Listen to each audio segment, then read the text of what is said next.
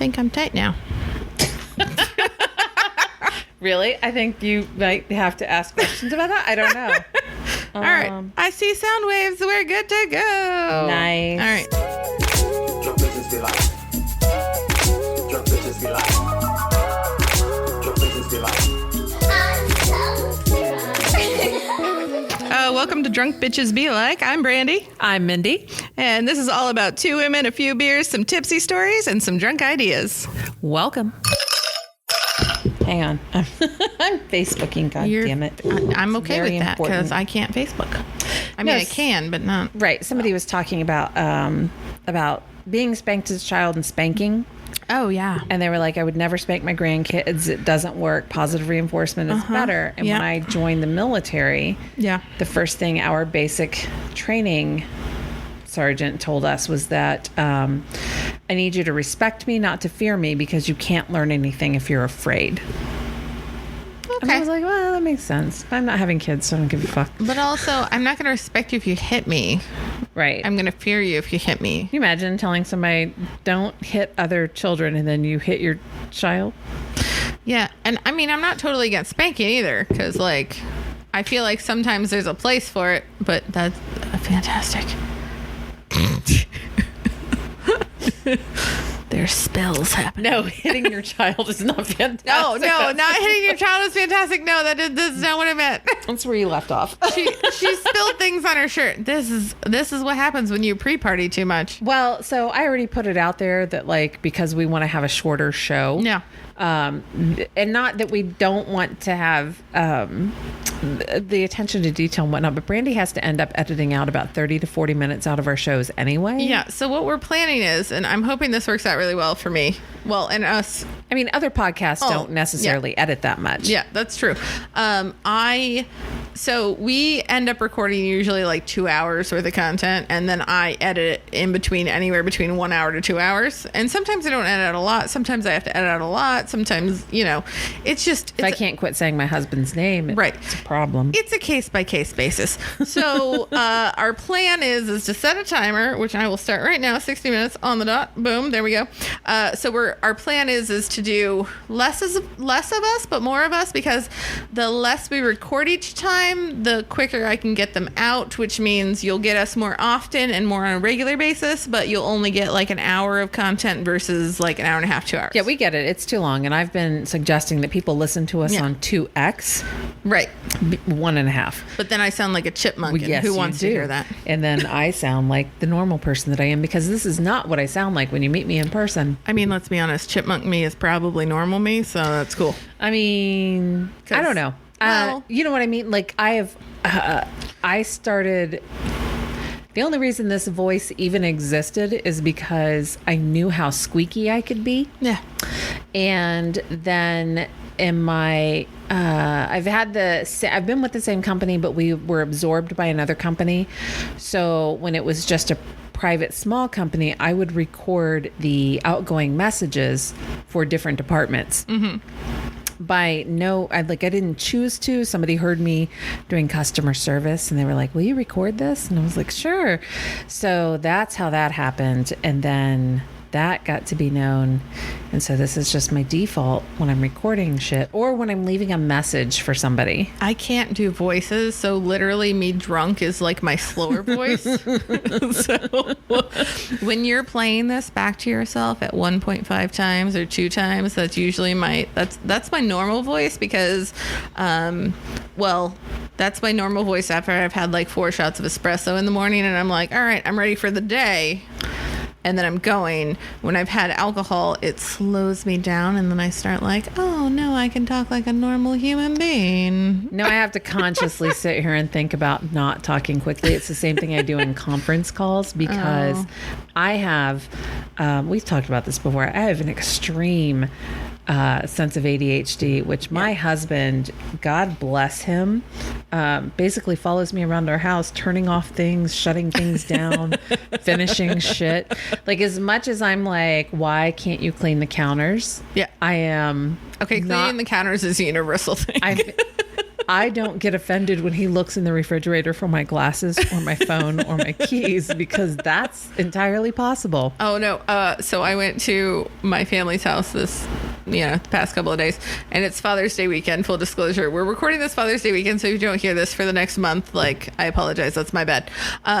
But I literally gave my stepdad 2 gifts because I was attempting to make him something nice, and instead what I ended up doing was making him 2 things that were completely unfinished, and I didn't know how to finish, but like, he's like a mechanic handyman kind of guy, so I'm like, I took him the 2 things and I was like, okay, so here's what I tried to do, and then I made this, but then I didn't know how to finish it, and then I also made this, and it almost came out okay, but then like the edges are like, I don't know. You needed him to like router shit? Oh no, like he looked at it and he was like, this is very nice. I can take the Dremel and just like finish this off right on. And I was like, okay. I was like, because at first I asked my mom, I was like, Mom, I need help because I like did this and I need you to finish and she was like, just give it to him. He'll know how to do it better than both of us. And I was like, okay, that's fair. So I did, but I felt bad because I'm like, for Father's Day, I'm like, here's a thing that's unfinished and I need you to fix it because I don't know how to do that. So I had the best time because I have a dark sense of humor. No. And I miss my dad, and I miss my grandma and I miss my grandpa, but my grandpa would be. I miss my grandparents on my dad's side too, but in a different way. I didn't know them as well, but my grandfather would not be amused about me joking about any dead things. Aww. My My grandmother, highly amused. My mom's mom would be completely amused. My dad would find it funny as shit. I'm sitting in a group of people. Jay and her husband, and they're talking about the things they have to do for Father's Day, like a phone call and like going to somebody's house and this, that, and the other. And who else were we talking to?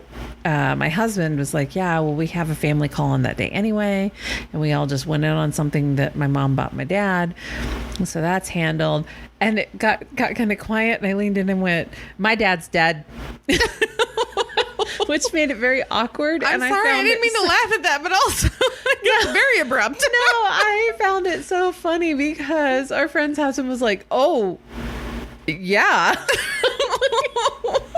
Because it's nothing funnier than making somebody feel like very awkward about the fact that you are not getting to celebrate Father's Day. Yeah. I mean, and it's one of those things that I feel like we're getting older, so we're going to have to start dealing with. And this leads into something I was going to talk to you about earlier. So my dad, so my mom and my dad got divorced when I was very early on, right? And he got remarried, and he's been divorced twice now, which, thank God, the bitch is gone. The second 2 times all together, or twice after? He's only been married twice total. Okay. The second one lasted longer than the first one, but the second one, I'm not sorry it ended. Oh, she's the one that you had to ask to come home. Yeah. I called her to move there and then to have to come home. I no longer call her by name. Her name is now Hellbeast, and I'm okay with that. And I know that may make me immature, but you know what? I'm okay with that. Fuck her. So I'm giving you permission. Fuck her. I have never had a better relationship with my dad, my mom. Like, holidays are so much easier now. Like, and it's one of those things where, like, when you were growing up, you're like, oh, well, they got divorced, so they hate each other. So this is why holidays are so awkward, because you have to do one here and one here, and you have to separate time. No, I'm sorry. Ever since he got divorced from the second one, holidays have been like, he's like the third child, and like we're like, we have all the holidays all together. Mom, dad, the stepdad, like all the kids, like everybody's together. It's fantastic. The grandkids, like, it's just so much easier. I love it. So I'm kind of like, it sucks that he had to get divorced a second time, but also I'm not that sad about it. I mean, he's lived longer for it because nobody's sucking the life out of him. Right. And now one thing that came out of this, he's an excellent interior decorator. Really? Yeah.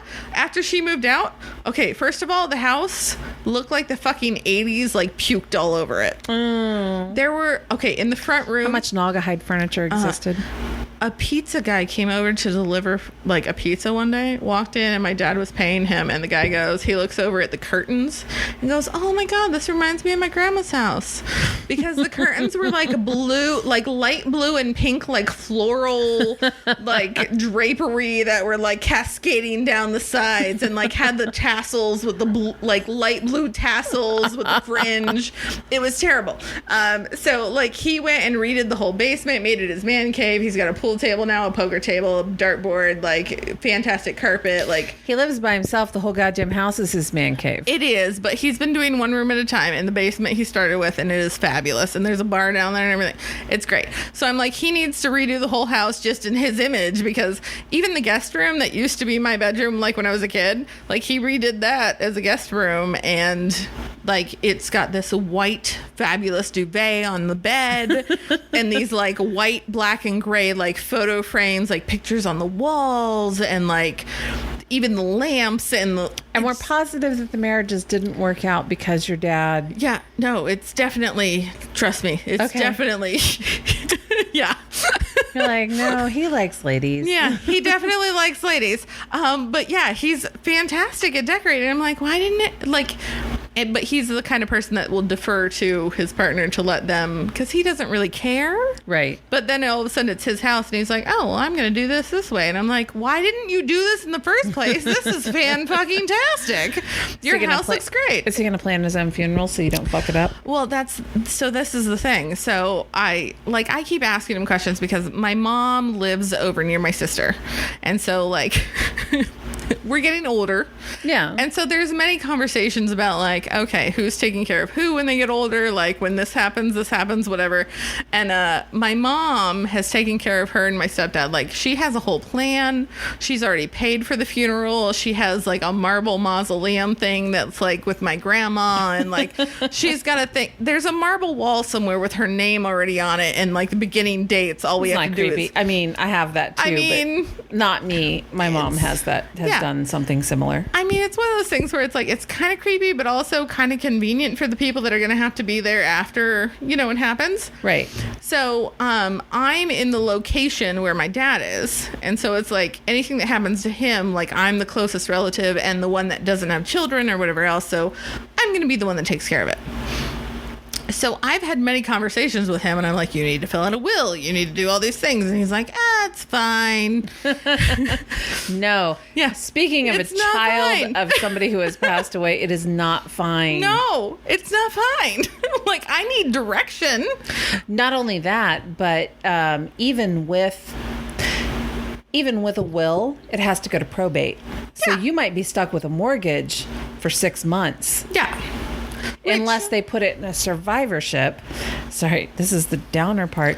Unless they put it in a survivorship. So my mom went through that with my dad, that everything was jointly in their names, but they had to go to probate. They had a will and everything. Yeah. They had to go to probate. And then when my mom was switching everything over, she was like, I've put you as a survivor on my bank account, on the house, on the cars. And I was like, thank God, because now I don't have to worry about probate. I'm just the, what do you call it? Like the default after she passes. You're the like survivor or whatever. Right. Yeah.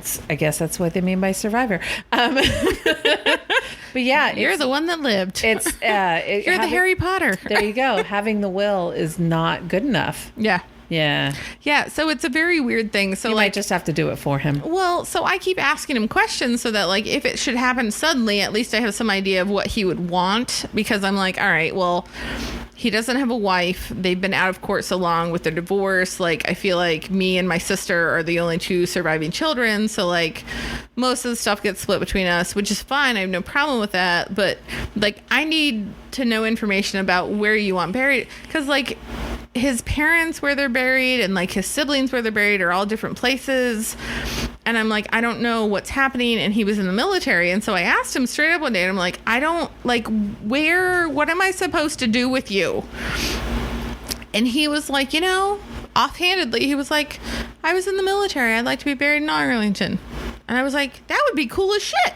Right. And he was like, I'm not whatever, but I could be there in one of the like the buildings or whatever. So I looked into it and I was like, oh, well, so they would cremate him, but he would be in one of the buildings in Arlington. Like he wouldn't be in a drawer or whatever. Yeah, he wouldn't be in one of the crosses or whatever because he didn't die in active duty, but he's a veteran. And so he could be cremated and put in one of the walls or whatever, one of the mausoleum things.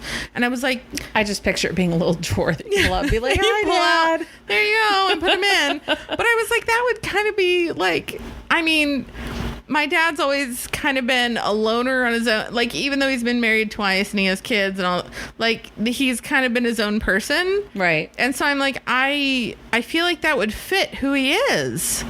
And I'm totally cool with it. And I'm like, that would give me an excuse to go to Arlington. Like, that would be cool as shit to go to, like... Thank God, Dad. I've been waiting to go to D.C. forever. I'm like, I want to go to D.C. and have a big... I would go to D.C. and visit you all the time. That'd be fantastic. I mean, it would be 5 minutes out of what else I was doing, but still, I'd be there. It's there. But so I thought it was cool as shit. I was like, I mean, I'm in for that. If that's what you want, I'm like, totally... And my mom's trying to talk him into like getting a burial something here, so there's like multiple plots, so like all the kids could be buried next to him. And I'm like, fuck that shit. You don't end up. I'm like, I have to tell you, you don't. As much as I should go visit, the anniversary was June 9th for my dad's passing, so it's been 4 years. Seems like it's been 10 years, but it's been 4 years. But it becomes. I mean, it's something that. It's a marker of sadness. Yeah. So to go there is like a very stressful thing. Like you have to plan it and be emotionally ready for it. Yeah.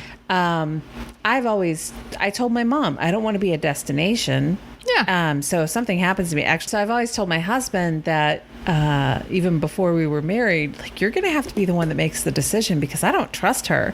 She'll keep me alive for as long as she possibly can. Yeah. She'll visit me. She'll knit shit for me. She'll crochet shit for me.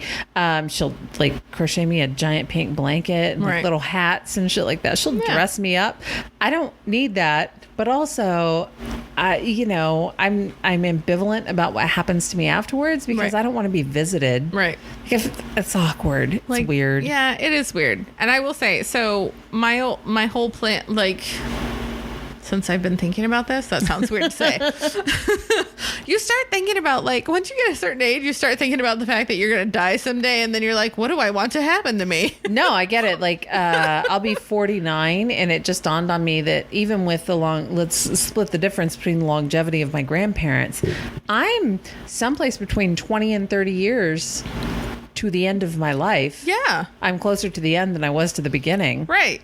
Yeah. I mean, if I look at my grandparent, I mean, take one grandparent away, a great grandparent who lived until like fucking long. Yeah. But like, you take that person out, that's the anomaly. You drank, you smoked, you're fucked. Oh no, she smoked until the end of her life. Really? She had a trach. It was like ridiculous. And she was the most evil okay, that's really bad of me to say. She wasn't evil, but she was also like not very nice. So like, she was hateful. She was a little hateful towards people. And I'm like, she lived longer than everybody. But I'm like, literally, if you take the average life, yeah, I'm 30, 40 years away from and I'm like hitting that boundary right now where I'm right in the middle where it's like, okay, well, I'm starting to go on the other side of things. Oh my God, I'll have to plan something for my husband. That's so sad. Because we know, I mean, for the most part, I'm pretty sure I'm going to go first, but sometimes he does shit where I'm like, no, don't leave me alone, you fucker. Right. Yeah. Well, so this is the thing. So, like, regardless of what happens to Dad and what happens to him when he dies, like, I thought Arlington was a very cool thing that would be... Yeah. Well, while I was looking into it, I found something that was kind of, like, cool on the side. So apparently, if you are a veteran and you have a grown child who never got married... and you get buried in Arlington, they can also be buried in Arlington next to you. Next to you or in the same little box? Like next to you. So, if I never get married, I could be buried in Arlington. Oh, that's awesome. Right? Not married, getting buried. So I'm like, so if I never get married and we bury Dad in Arlington, then I could totally get buried next to Dad in Arlington, which I'm would not be visiting super you. fucking awesome. No, I mean, that's fine. But millions of people would visit me every year. Yeah, without even knowing who you were. Right, and Maybe it's even fine people with that are me. listening right now. Right. They'd be like visiting me and not knowing, and it's fine because I'm getting millions of visitors every year. And I mean, I feel like We're good not with that. actually going to tell any of you where any of us might be buried because I don't need you like vandalizing shit. I mean, before I found that out, my You're biggest be plan. like, die, you fucking whores. Goddamn liberal pieces of shit. Right. So before I found that out, I was like, I want to get cremated and buried as a tree because they have urns now that you put your ashes in and they bury it and Yeah. like grows a tree. Oh, I'm not doing that. Oh, I wanted to be a tree. So I either want to be a tree or I'm not going to get married and get buried in Arlington next to my dad. I'm getting cremated and making my niece carry me around for the rest of her life. And if I get to have That's a heavy weight. if I get to have contact with the other two at some point in time, she's just going to have to split me up into thirds and make them carry me around for the rest of their lives. I plan on sitting on a coffee table. Nice. They cannot dump like weed ashes and or You know, cigarette ashes they into started me. making urns now that look exactly like your face. That's creepy. It's super creepy. I find that creepy because in a previous episode we've talked about 3D imaging, and I find when you get your 3D baby imaging done, that's also creepy. So I don't want somebody doing my face. It's going to be your death mask. Yeah. Well, they started doing that cartooning thing now on Facebook and Instagram and all that stuff. I tried that. I look a lot alike. I did it too, and I look very much so the same. Yeah, I'm like, I was like, the baby one and the Hollywood one look exactly the same, and I'm like, I don't think that's okay. yeah, no, they it makes my eyes bigger and they changed my eye color, but other than that, Yeah. no, I don't like it. So, we were talking about this. So, the married thing, I did it. I wanted to do it. Yeah. I was on the fence about it for a long time until I met him, and then I was like, I'll lock this one down because he's going to take care of me in my old age, or at least pick a really nice home. Yeah. Actually, the way things have been going, it's going to happen sooner than later because, again, not surprised when he looks in the refrigerator for my glasses. That was actually part of our wedding vows was, do you love, honor, and promise to find all of her shit when she loses it, because I just walk away from things not thinking about coming back to them. And I mean, it's a process. it is what it is. But we were talking about you getting married and the evidence of it, and you're not sure whether you want to be married or not. So I will say, like, from a very early age, I was very much so, I'm not getting married. But was it circumstances like It could have been the fact that I came evidence from of what you saw. Divorce, yeah. It could have been many things. Now I'm in the process where I'm like, granted, I will say, when I went through, middle school, high school, whatever, I was always like, I'm not getting married. And I had several people telling me along the way, that'll change whenever you meet somebody that you like. And I will say, over the course of the years, I have met somebody and I'm like, okay, maybe I can marry this person. And I'll have dreams or something. I'm like, oh, we're married and we have children and whatever else. And, that's like a little lovely little happy. God, don't have children. Whatever. No. Well, that's the thing. So, like, I'll have those dreams, then I'll wake up and I'm like, I don't know why I had that. Like, yeah, that would be nice if I was that person. But I feel like this also stems from the fact that, and we've talked about this before, about how I moved around a lot when I was younger, and I'm a bit of a chameleon when it comes to like moving into different places and like adapting to who I'm around and like, gaining new friends and whatever else, but knowing that those friendships are very short term and like being able to move on very quickly. And I always feel like those, when they become long-term things, I'm always in my brain, very confused because I'm like, wait, I was prepared for this to be a short-term thing, which is why I built the things that I did. And now all of a sudden it's a long-term thing. And I get very, like, my entire body is like, what the fuck's happening? So I feel like I have the same affliction when it comes to like relationships, when it comes to being married or whatever else, because it's like, oh, I could see myself being married to this person and having kids and whatever else and da da da da da. And in my brain, all that makes sense. But then when I come back to reality, I'm like, but I don't want to do that, and I don't want to do this, and I don't want to. So then I come back to this like state of reality where I'm like, those are things that I'm not consciously wanting. Right. So the relationship I'm in now has been great because we've established the fact that we don't want kids, which for me is great because I love kids, and anybody who's been around me, they're like, you'd be a fantastic mother and whatever else. And that's fantastic. And I love kids. I adore them. And I'm great when I'm around them, but I don't want to bring them home. Yeah, I don't want to take like care sleeping. of them. Yeah, I like sleep.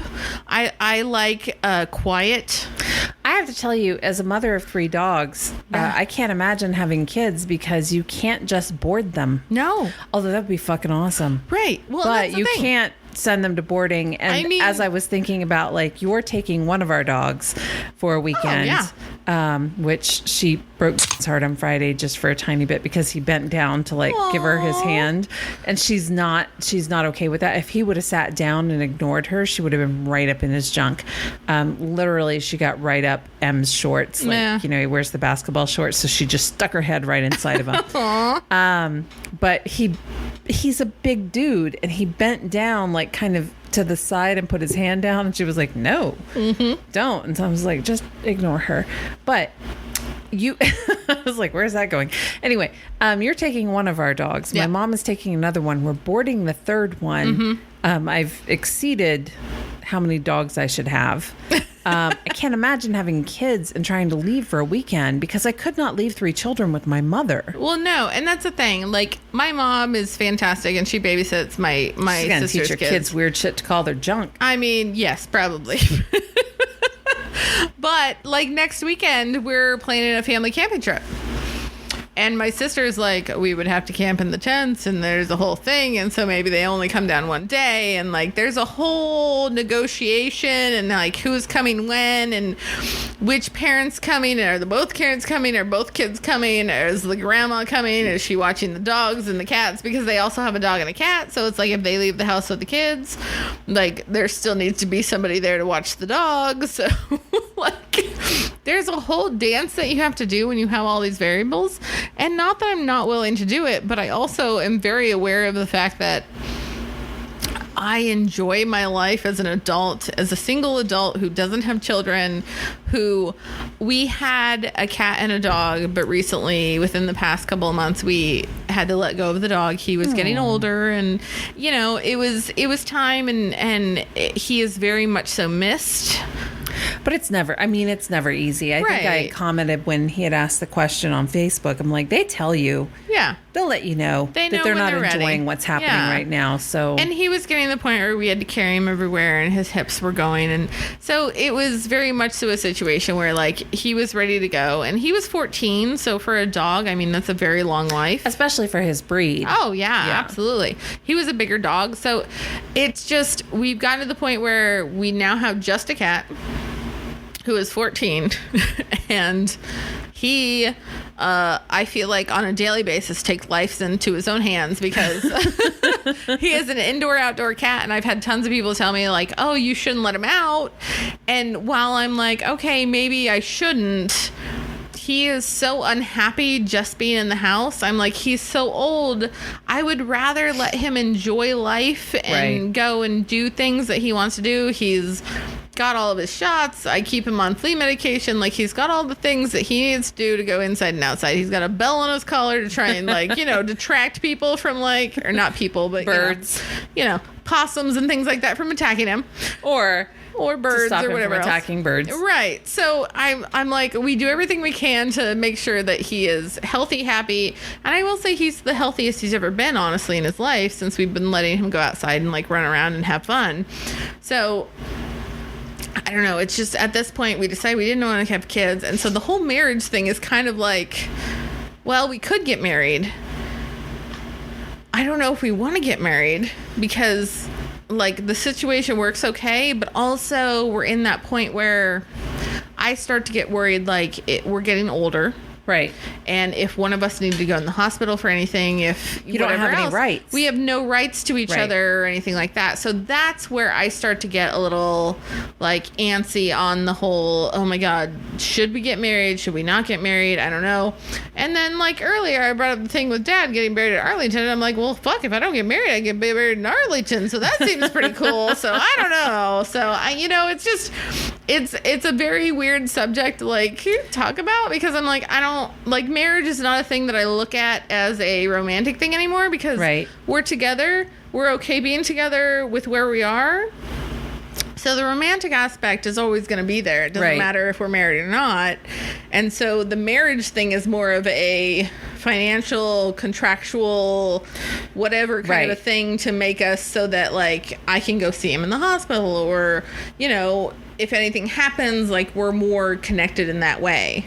Yeah, I need him to be able to put me in a nice home. So there's that. I mean, that's because I know it's coming. legit. But my reasons were more. I wanted to be fully committed. Now I will say this: if you're listening to it and you're like, I don't know about this, that, or the other, I would say it's always best to just ask. You should just ask.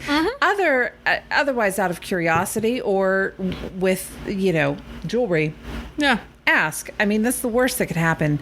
We could have been engaged for a longer time, but I'm, you know, short on years. Not excessively short on years, but there's only so much longer that I wanted to wait and Yeah. have family, and I had already lost a parent, and I didn't want to, like, you know, start having family dying off without us doing this. And you guys are in a different position because you've had a sister get married. He's had brothers get married, and so you don't owe anybody a wedding. Yeah, we're not the only kids. And Yeah. honestly, I think if it were up to me, like I'd run away to an island somewhere and get married. Yeah, at least Vegas, visit your old haunts. I'd be good in Vegas. I know Vegas, so I'd be good like going for a weekend. There's a part of me though that's also like my mom would be devastated, I think, if I didn't tell her where we're going. Now, honestly, if I was like, oh, we're eloping and in 10 hours we're getting on a flight and we're going to Vegas and we're gonna get married, my mom would be like, yep, I bought a plane ticket. We're good. Like she would do it instantly. But I would feel guilty of anybody else that wanted to come. And I would be okay with even going down to the courtroom and just like, let's do this, make it official, whatever. I don't need the big ceremony and everything else. And I even grew up like Catholic and everything. And honestly, Catholic weddings are the worst weddings. They are. So long. But you don't get to have a Catholic wedding unless he's Catholic. Well, he's Catholic too. Oh, fuck. Yeah, we've both been confirmed and all that shit. So like, even though and neither of you have been divorced. Yeah. So that's the thing. Neither one of us Prime like candidates. still really practice as much, but we've both been like baptized, confirmed, like we're in the church. That's the thing. So like, and my mom would want nothing more than to have a full Catholic wedding. You can have a full Catholic wedding with 7 people. Oh, yeah. She would I have nothing to more tell you than to have a this. full ass thing. She would I love it. invited you guys to the wedding, but in all honesty, I just wanted people to come to the reception. Like I got to the point where I just didn't want to do it anymore. Like it became a chore. We've talked about feeding people who you don't know. I mean, you know them, but Well, yeah, I said this earlier. I'm like, I don't get the point about like you. All right, you're as a newlywed. I'm sorry, newlyweds. Now, granted, we're older, right. so this doesn't apply. We're established. We're established. But usually, you have to think about it. Usually, when you're in your early 20s is when most people tend to get married, and I'm using air quotes here because But that's, typically, their parents are helping foot shit. parents are helping foot shit. But also, as an early 20-year-old, you're inviting people and you're paying to feed them. Yeah. But And, that's like- what I throw out there. The reason that your parents should be helping feed people is because they're inviting people they know, not that you know. Right. I got 20 friends on a good day. Well, that's my I thing. mean, I had to like, you know, pull them out of the woodwork Yeah. to, you know. When you're older and you're inviting people to your wedding, like I absolutely know that if I were to have a wedding and do the full on blown thing, there would be like over 200 people invited just on my side Oh, that's crazy. because I have insane amounts of I family. know at least 2 people that aren't coming from his side. Right. And they would all want to come. And it's like, I don't want to pay for these people because one, I can't afford it. Okay, if you get married, don't invite us. Oh, we do want to come to like No, the part where but there's that's the thing. alcohol. I would want to invite you because you wouldn't want me to pay for. Like honestly, if I was like, all right, everybody has to pay for their own meal, you guys would be like, yeah, we're in. Sure. And you guys would come and you would pay for your own meal and you would buy your own alcohol and you'd be like, That'd be partying, great it'd if you bought a meal ticket. Like on, you should put it on Eventbrite. Eventbrite. You have to buy a ticket to come to our wedding. Like that's the only way you can come to our That's how wedding. you're going to cut back on it. So we're recording on June 19th. Yeah, we are recording on June 19th, actually. Yeah, which is a new federal holiday. Yes, oddly enough, it's been a holiday for over 150 years, but just not one that was celebrated. So I was going to go here. I didn't know about Juneteenth until I love the show Blackish because I feel like it teaches me shit. Yeah. I hate when my friends are like, but that's a black show. And I'm like, you should fucking watch it just for that reason because you said that. But it's also a hilarious show. I don't watch it religiously because I don't have basic cable and things. But I will say... It's on Hulu. Oh, is it? Yeah. Okay. So I don't have Hulu at home, but I have Hulu. Like you have Hulu someplace else? Well, sort of. You have somebody else's Hulu. I have somebody else's Hulu, which is not okay. I'm sorry, Hulu. This is bad. But so I'm not logged into Hulu at home. Although I will say I have watched episodes of Blackish, and I've always found it very... okay, and excuse this metaphor if this seems wrong, but it was kind of like Family Matters, but also very funny. Well, so I think it's more realistic about certain things, but I don't know. I'm not living in Black experience. I feel like it's just one of those family shows that are nice because it has like family dynamics and like education through family dynamics, which I always enjoy. Definitely not the fucking Cosby Show, thank God. Well, it's not the Cosby Show, but I like it because I feel like I like the shows where the kids are learning and like even if it's something I don't know and the kids are learning it and I'm learning it with them and I'm an adult, I still feel like it's okay that I'm learning it just then because like it's a whole family and dynamic and aspect thing. So I just one of my favorite things is that Lawrence Fishburne is in it. Oh, he's fantastic. And I love him. And there was something, sorry, before we jump into it, there was an episode.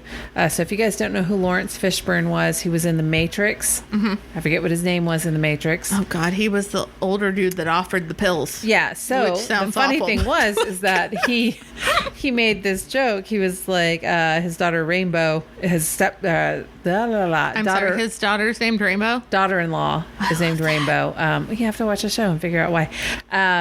So there's Blackish, Grownish, and then Mixedish, which Mixedish is Rainbow's origin story. Okay. But he was like, I took a pill out of the bottom of either his wife's purse or out of the bottom of Rainbow's purse. And she was like, why would you do that? And he goes, I don't know, because I did. And she goes, what'd it look like? And he was like, I don't know. It was a red pill. It was a red pill. It was a blue pill. I don't know. And I died laughing because if you haven't seen The Matrix, that's what he offers Neo is, do you want a red pill or a blue pill? Yep. And I thought that was hysterical. But it has him in it. It has, I'm going to fuck it up. Her first name is Jennifer, she is a big Broadway star, beautiful Jennifer voice. Hudson? No, an older woman. Oh my God. I'm so unprepared for this. No, I don't want to sign in. No, we're just going to leave this in because I don't want to make you edit this out. All I know is the matriarch of the family is Diana Ross's like daughter, and she's fantastic. Yeah, Tracy Ellis Ross. She was also in Girlfriends. Love her. And then, so Ruby is played by Jennifer Lewis. So I didn't know about Juneteenth until I saw an episode of Blackish where they talk to the kids about why it's a celebration. And what the big deal is that slavery was called to an end in January 1st, 1863. Slavery was called to end with the Emancipation Proclamation. Yeah. However, they felt the slave owners and even I believe the North felt that it was financially advantageous to kind of do things slowly or whatever the purpose was. They did not actually, Gordon Granger, a Union general, went to Texas and made the proclamation on June 19th, 1865. Which was 2 years later. 2.5 years later. Well, and granted, you got to also consider the fact of the times. There wasn't the internet. People weren't talking about shit. So, you had to do things on horseback and whatever. 2.5 years, definitely way too long. You would have sent out missives. Yeah. Immediately. Way people too on long. Horseback everywhere. I'm giving you, it's way too long, but I will say it would have taken some time, but definitely not 2.5 years. Yeah, no. So it's a celebration. The celebration actually started in 1866 and has continued since then. So Juneteenth is basically June 19th, for those who don't know, because I got questioned about that. They were like, so is there an actual date? Because like they didn't understand the Juneteenth thing. Oh, God. Because it was like, is it June 18th? June 17th? Because Juneteenth doesn't really say what date it is. It's June 19th, and that's the date that it's celebrated on because that is the last day that the last slave was told that they were a free person. Right. So the last groups of slaves. So I never heard about this growing up. I didn't hear about a lot of things. I didn't hear about the Tulsa Massacre. I didn't hear about a lot of things, which is kind of what pisses me off when I see fucking white people showing up at general assemblies in Tennessee and Georgia and Alabama saying, you can't teach our kids critical race theory. This is specifically why they should be taught it, which is you only know half of history. Oh, yeah. And you know half of history in a very enlightening way. The Tulsa thing, like honestly... Or sorry, a very whitening way is what I meant. The Tulsa thing, I didn't know about until last year. Yeah. And I'm 38. Like, when I learned about that, I was like, I'm sorry, there was a Black Wall Street? Like, what, where, how, like, what happened to that? And then I learned about what happened, and I'm like... So we just decimated an entire like section of our culture and our society. Nobody said anything about it. Because they were doing well. Yeah, because they were doing well. They were doing very well. And it was like, oh, they're competing with like New York on a level, and they're like, oh no, we're just gonna wipe that out. Yeah, it's fine. Well, and like, what? So there's also this new trend going around, which oddly enough, mainly just white girls doing it on TikTok. Oh. And there's this soundbite where it's like, I don't even know who does the original soundbite. It's from a movie or a song or something. And these girls are filming themselves crying on TikTok. And then the soundbite says, okay, cut it off. And they immediately stop crying and go on. And that pissed me off because I had the exact same thought when I saw it. It was brought to my attention by a black content creator because I'm not on that TikTok, air quotes. I'm not on that. I'm not on white girl TikTok. I'm on animal TikTok, I think. I don't know what animal TikTok is, but I think I'm on animal TikTok. That's all I see is animals. So the creator brought it forward that, you know, and I shared it by saying, you know, this is the kind of shit that led to the Tulsa Massacre. This is the kind of shit that killed Emmett Till. This is the kind of shit that got Mr. Cooper in Central Park with the cops up his ass because some white bitch called and was like, he's assaulting me. Yeah, Michael Shea has even talked about it in part, although he didn't use the example of tears, which is white women are weaponized. Yeah. Or at least they've weaponized their status. Well, it's full definitely disclosure, a thing that I in know. case this is the first episode you've listened to, we're white. Yeah. We're both white. Yeah. I'm sorry. Well, I definitely know as a white woman. Now, granted, I've had I'm one of those people that just naturally, I don't know if I have nightmares about like getting attacked or whatever else, but like I'm definitely one of those people that like I know as a white human being, like if I get attacked, I have a lot more leverage about what I can do and what I can't do. Yeah. Than somebody else who's not me. Yeah, and I mean, so we're from the Dayton, Ohio area. And clearly, in the Dayton, Ohio area, you should know that if you are an Asian American and you are assaulted by a white guy from Oakwood while at Stanford, he's not going to do jail time because nobody wants to ruin his life. My God, why would we ruin his life more than it's already been ruined? Yeah, 3 months. I mean, so sad. This is sarcasm, people. If you don't get sarcasm, I really need you to get it right now. So, I mean, but that just goes to show that it's not just white women, it's white men. I mean, white men are always given privilege. If a white guy assaults us, we have less power than they do, but we have more power than everybody under that thing. Yeah. And so the people who are bitching about Juneteenth that are white, you should just shut the fuck up and accept the fact that you wouldn't be happy if somebody came in and would like 2.5 years ago, we decided that you no longer have to do this, but we just didn't get around to it because it's, you know, we didn't want to financially decimate the South. Right. Even though we're the ones who said, you should end this. But also, and I have heard, so I've been trying to not have opinion on it, but like look at the different so I have a group of friends on Facebook, which Facebook is evil, but also it's a good resource. So That's a good way to find out what your friends are thinking. Right. So I have been looking and listening and kind of reading all the things that have been posted and stuff about Juneteenth. And like, I completely understand the people who are frustrated about it, that are very frustrated that got passed, because they're like, this is a thing that got passed.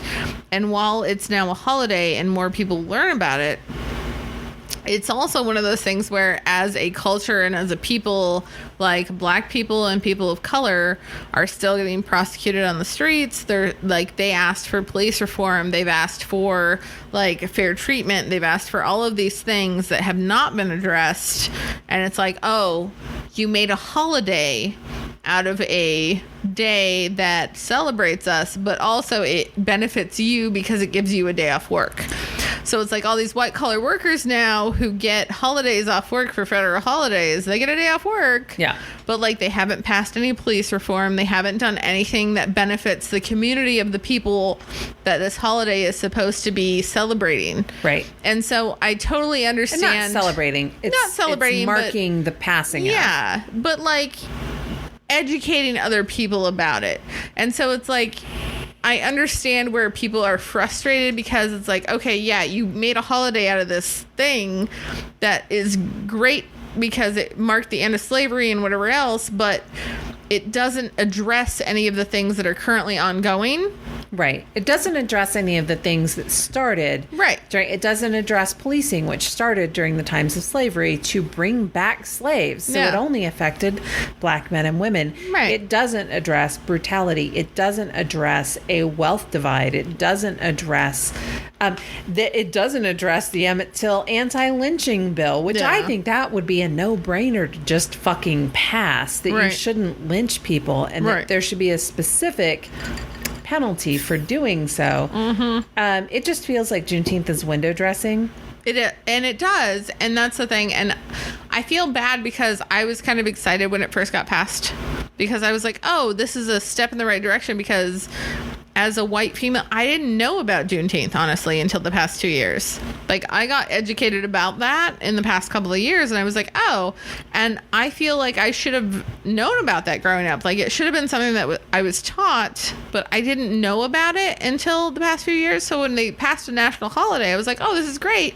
More people will learn about it. If you don't know about it, a national holiday will help you learn about it. So I feel like this is a great thing. But then I started reading other things about people that were talking about it, and it's like, okay, I understand the frustration, though, where it's like, this seems like window dressing, where you wanted real action. Yeah. And you're not getting that. So there was a creator, again, I love TikTok, just because people are out there expressing completely valid points of view. Yeah. And this one gentleman was talking about the fact that, what was he talking about? He was talking about people being pissed off about removing statues from the Confederate statues. Yeah. And he was like, well, let's talk about this. He was like, what if we went down to the site where the Twin Towers fell and we erected a statue of Saddam Hussein and Osama bin Laden? And he was like, people would go insane. Right. Well, he was also saying, like, we want to keep the Confederate statues up because it just proves how far we've come as a people. No, you motherfuckers, first of all, haven't come very far at all. And if you're talking about the black community, you put those up in the 60s to, like, prevent them from voting or to discourage them from voting. That's my thing. Any statue that was not erected, like, right after the Civil War, I'm sorry, you have no argument there for keeping it up. Right.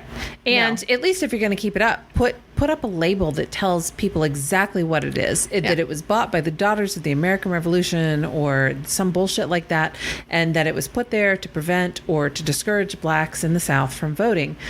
But when he was talking about, he was like, so let's put these statues up at the site of 9/11. And then when people bitch about it, you go, well, look at how far we've come since then.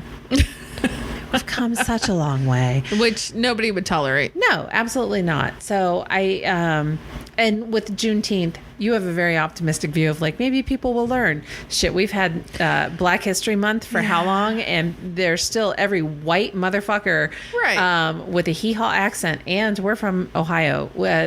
Up here, everywhere, there's some white asshole that you know that's like, what about White History Month? It's all fucking white history. Yeah. I learned white history in a textbook. Right.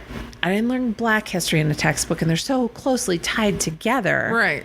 Because we quite frequently use our white history against black people. Yeah. And we're like, oh, well, this happened. No, you created that happening. Right. And we, I mean, not they, sorry, them. We as white people created a situation that made a black population that negatively encompassed a black population, and then said, well, let's blame it on the black population. No, you started it. And then you just brought them in and we're like, let's blame it on these people. Yeah. I guess my optimism comes from the fact that I just... like that you learned. Well, that I learned, but also like when you say Black History Month, that encompasses so much. Whereas when you say Juneteenth, like that is one specific day, one specific like event that happened. So when you break it down to that like one thing that happened, I feel like it's easier to learn for people, which like Black History Month should be a thing that people learn a myriad of things.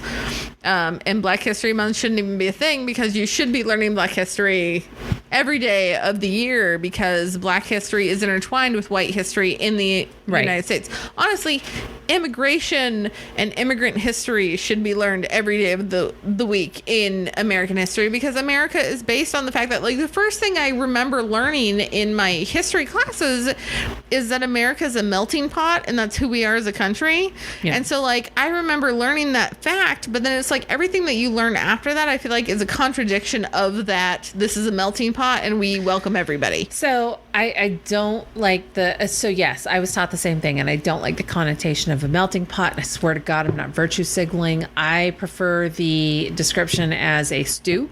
Like everybody's still their own shit. Right. But we're all in the same pot together. I'll agree with that. Because we tend to, the people who put forth the melting pot theory were like, come here and assimilate.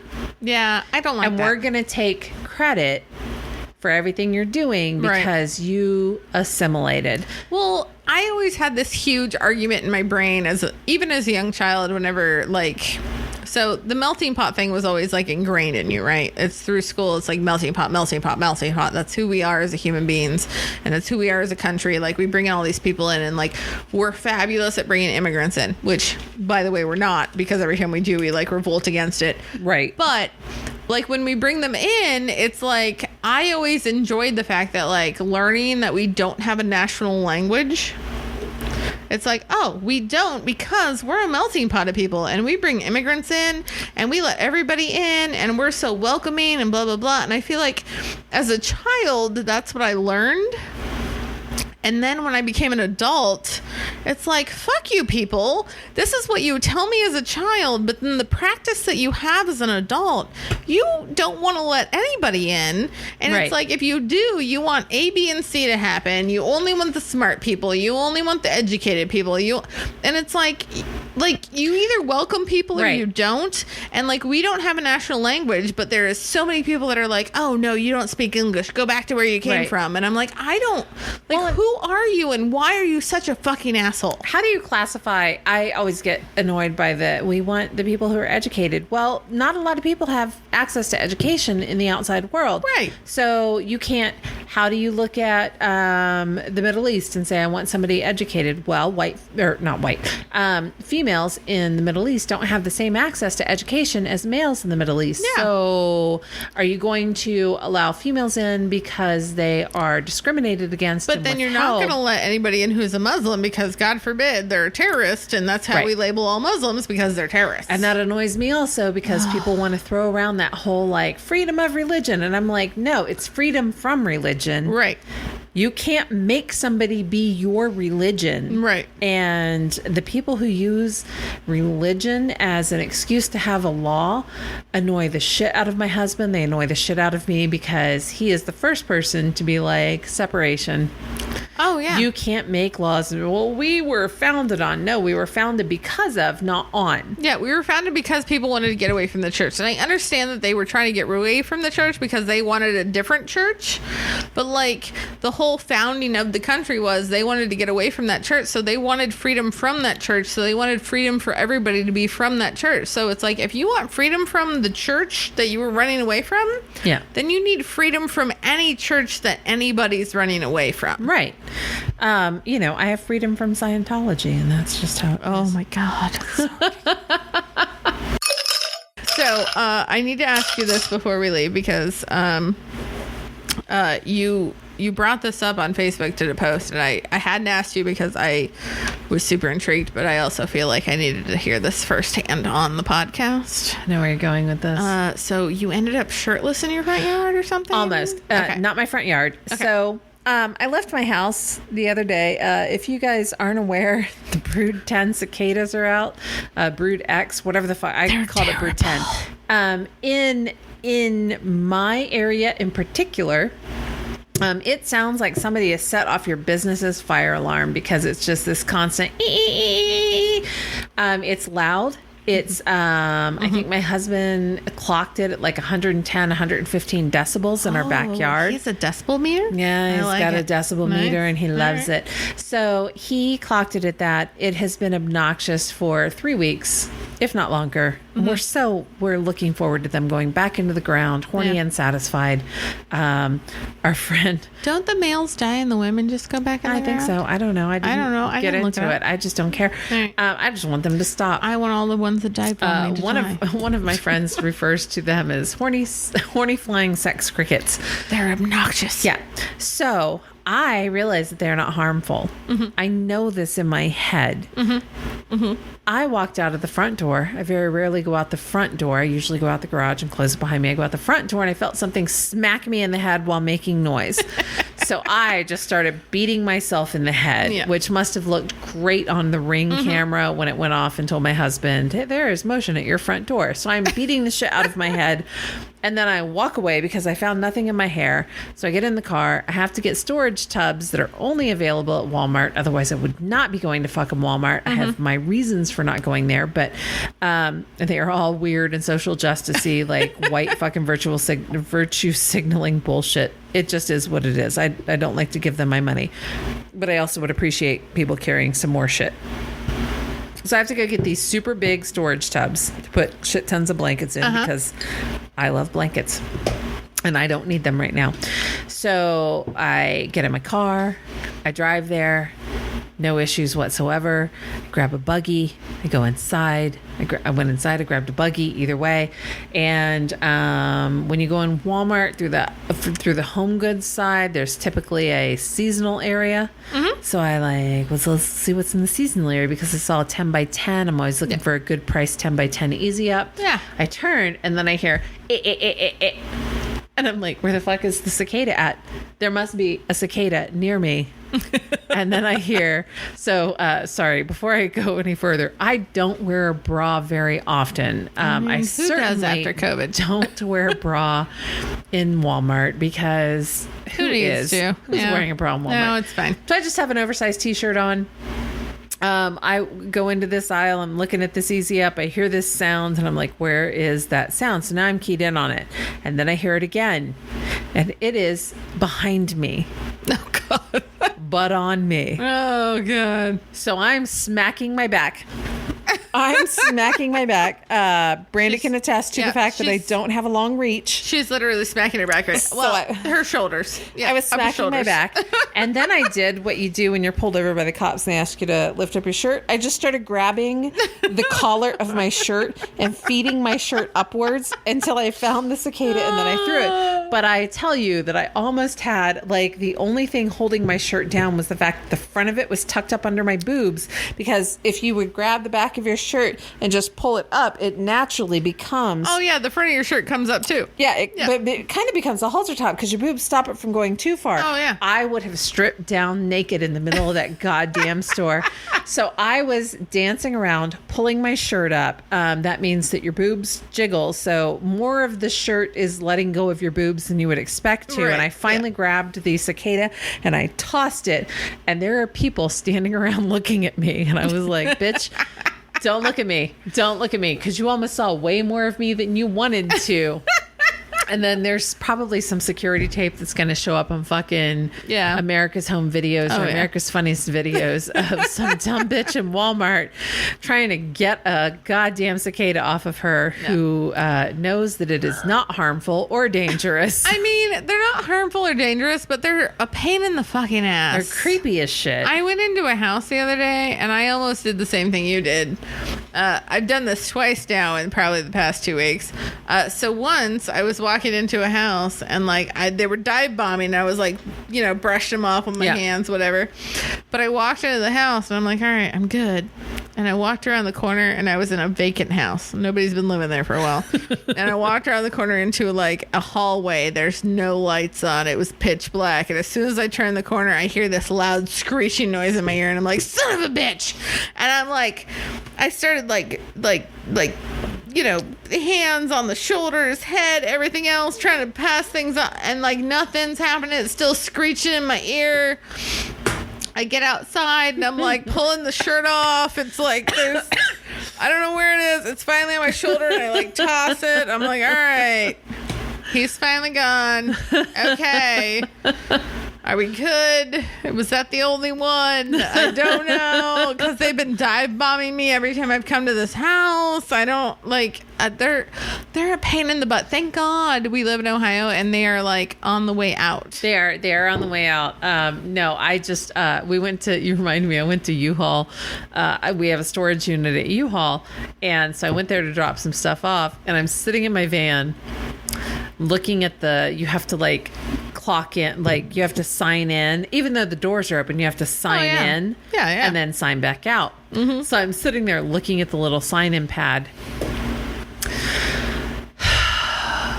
And it is just being swarmed. Like the entire front of the building is being swarmed. Screw that. So I get out, work gloves in hand, and just start like doing like this weird kind of, you've seen I don't know if you've seen the show Pose, but I just start doing this weird, like, I forget what the hell the name of it is, but like I'm flagging shit down with my gloves. I'm smacking myself in the head and crossing myself. And I feel like you're reminding me of a parking attendant. Oh my God. It was way past voguing. It was into like, whacking. That's what it's called. Whacking. Yeah. So I feel like that's even more of okay.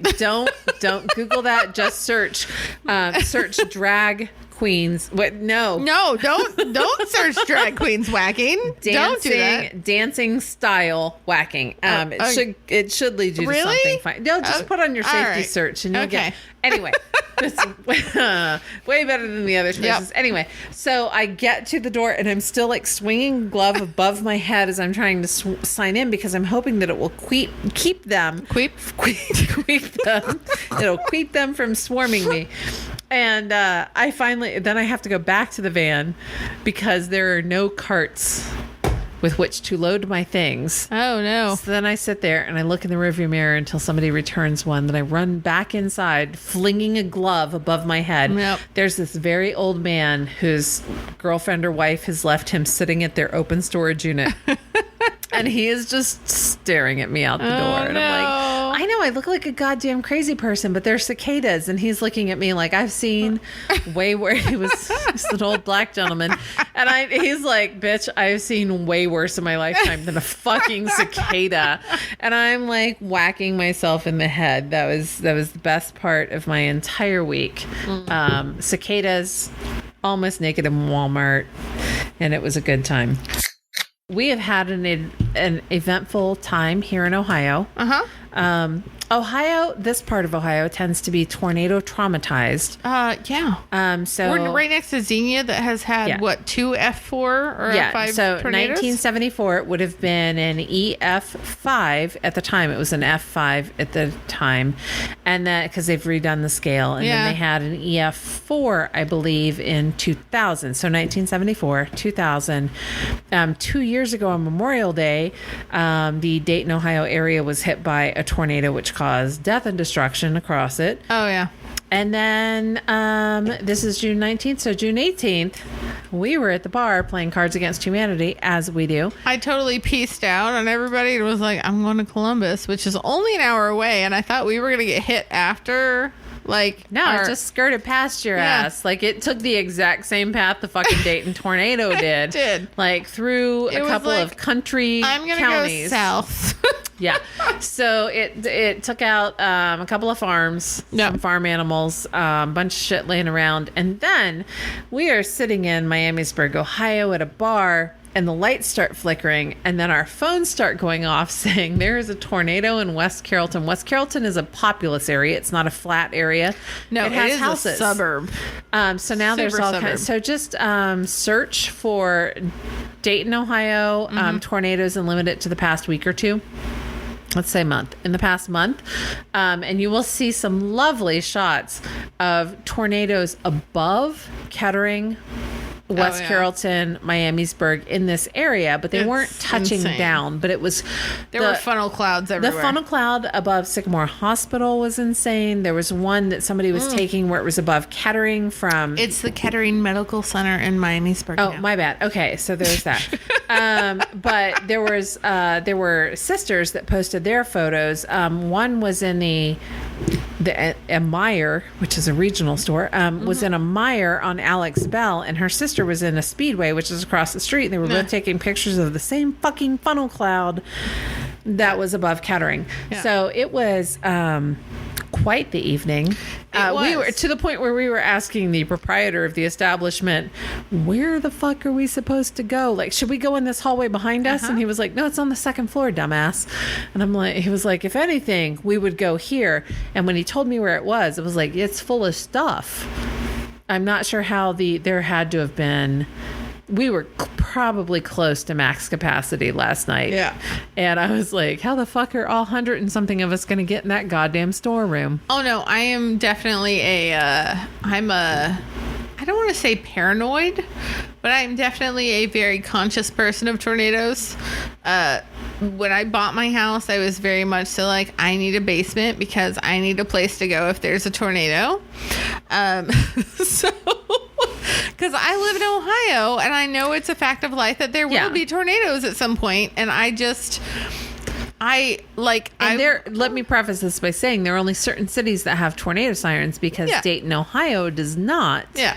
But all the outlying areas do. The outlying areas do. And you're not really sure where the fuck they're coming from at that point. No. Because if Miamisburg sets off theirs, I'm like, where the fuck is that happening at? I don't rely on Miamisburg to have tornado sirens. I honestly don't. And when people say that there aren't some, I'm like, well, why? I don't give a shit if there's tornado sirens. If the tornado siren is going off and that's the thing alerting me that I need to go in the basement, I have not been paying attention and it's been too long. Right. Like, I'm not okay with that. Speaking of tornadoes, we actually became re-famous. 2 years ago. Memorial Day. Because, so a couple of things. We have a newscaster.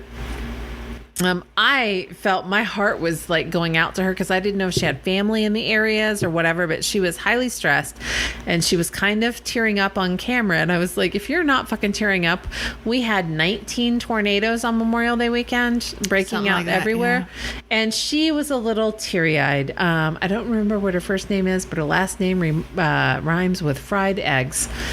I'm sure fry eggs. Anyway, that chick on Channel 7.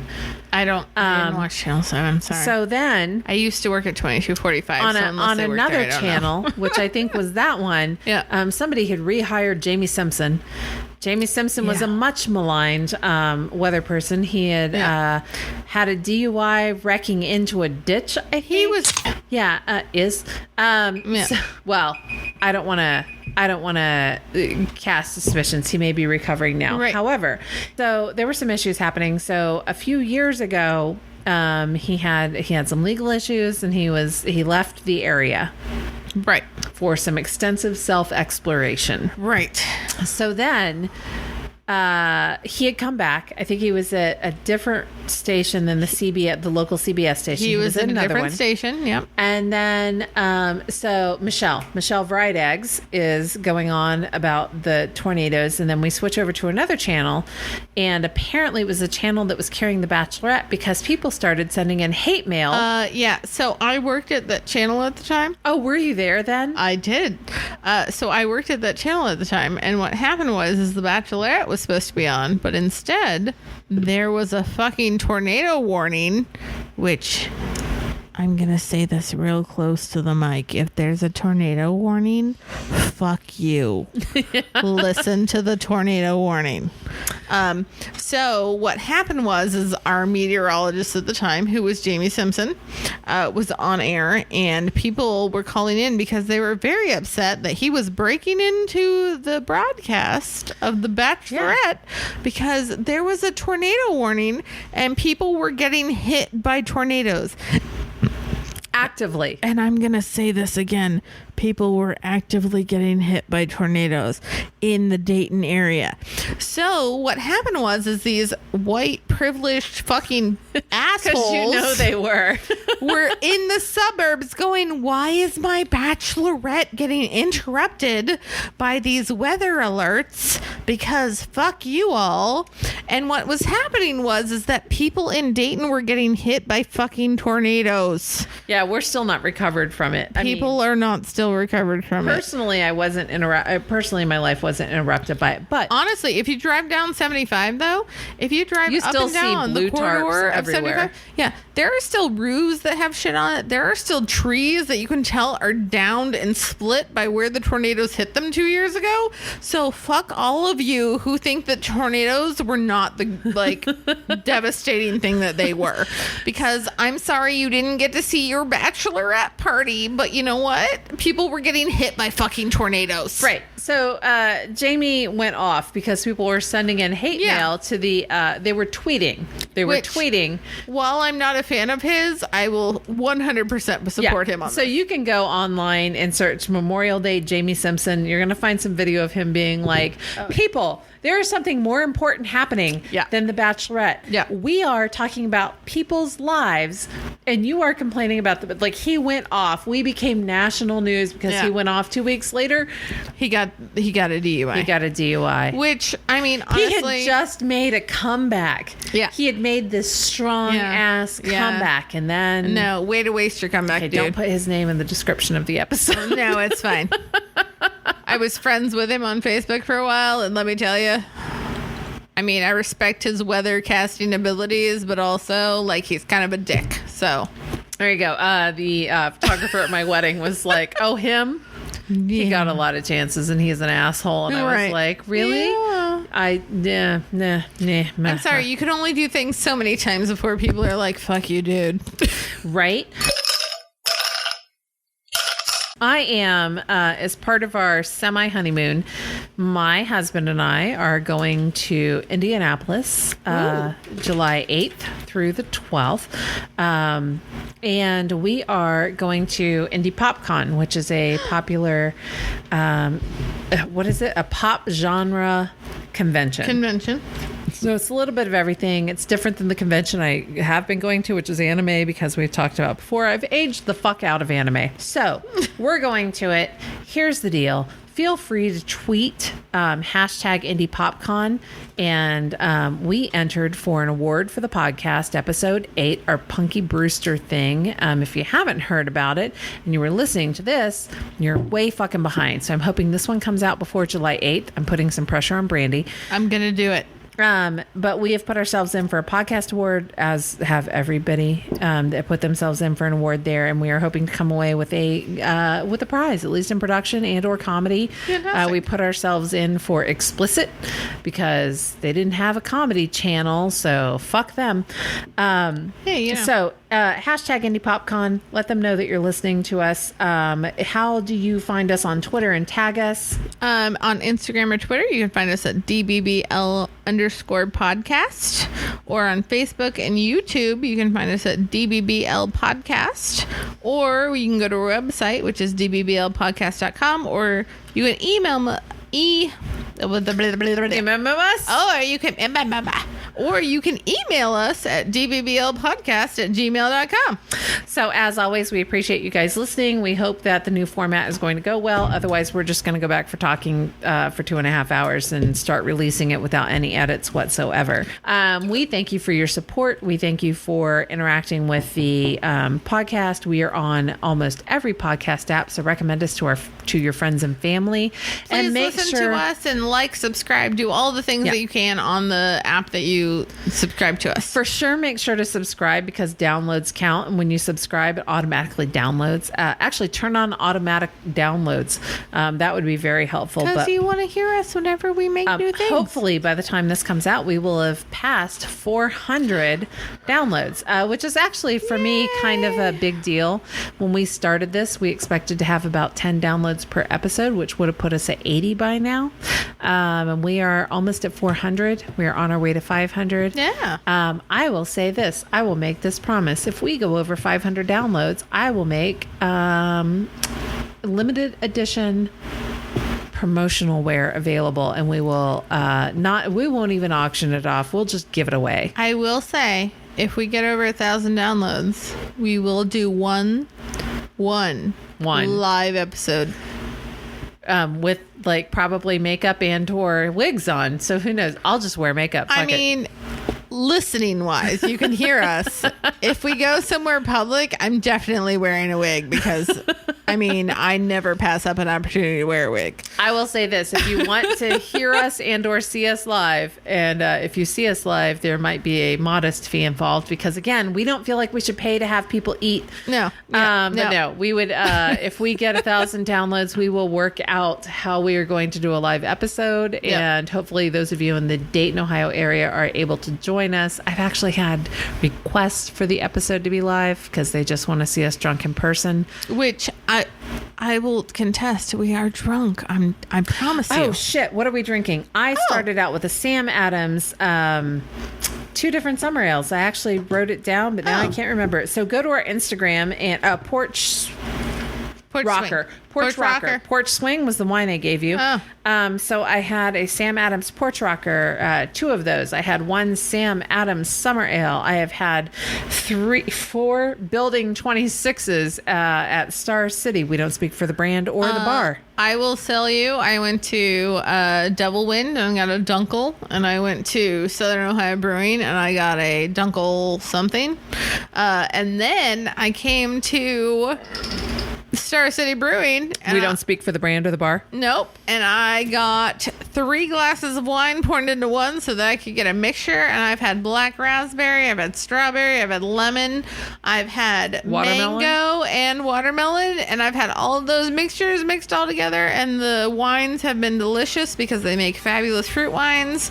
So if you want wines and things, come on down. It's fantastic. If you come down to Star City Brewing, mention our names, you won't get anything for free. No, but you they'll won't. know that you were here. I prefer the Moscato and soda water. I also like I will say soda water with anything is fantastic. Yeah, I will say I like anything with Blue Talon, which is their hard seltzer, and I highly recommend a Building 26. Yeah. I like everything they have. All right, well, that's the end of us. So All right. Good night, everybody. Night. Cheers. Cheers. What are we at on the recording? All right. We are at 34. All right, so we're good. So we're not bad. Let me see where we're at on my timer because clearly I need to. We've got 20 minutes left on the timer. We're going to pause that shit for about 14 minutes. All right. You're having serious mic issues. Well, my mic stand is very wobbly. Why is it so wobbly? I don't know. We'll figure it out later. Okay. I'll just quit touching it. All right. Yeah, we also have notes on that too. Not the anime, but where you're headed. I planned ahead of time to be drunk and I wrote shit down.